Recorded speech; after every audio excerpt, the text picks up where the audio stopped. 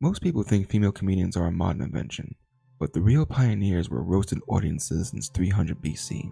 And trust me, their stage time was a lot more dangerous than yours. You think a tough crowd at the comedy club is scary? Imagine doing crowd work where the heckler has the power to actually throw you to the lions. This all started with the Atellan Farce. The Romans basically borrowed stock characters from the Greeks, think the village idiot or the greedy old man, and turned them into rowdy, unscripted street theater. But by 200 BC, everything changed. The Roman mime took over. And forget the silent guys in striped shirts. These actors were loud, raw, and revolutionary. They did the unthinkable. They took off their mask. And for the first time, the audience could see every smirk, every eye roll, every genuine reaction. The shift from fake masked characters to raw, in-your-face acting opened the door for an even bigger revolution. Because if you're going to tell a joke about real life, men wearing wigs just didn't cut it anymore. Which leads us to the real kicker.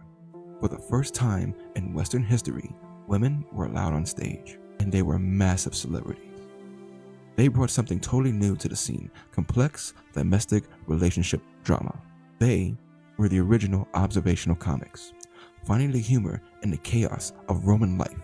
The crazy part? These women didn't use a script. They worked off basic outlines and leaned entirely into crowd work. But in ancient Rome, reading the room was literally a survival skill.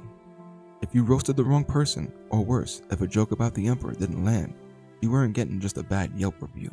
You were looking at an occupational hazard that turned improv into the deadliest gig in history. One wrong joke could actually end in execution. That was the second big shift in comedy. We're breaking down the history to show you how the craft actually evolved. Comment below, who do you think would survive a Roman comedy crowd today? Hit subscribe to catch the next breakdown, and see you in the next one.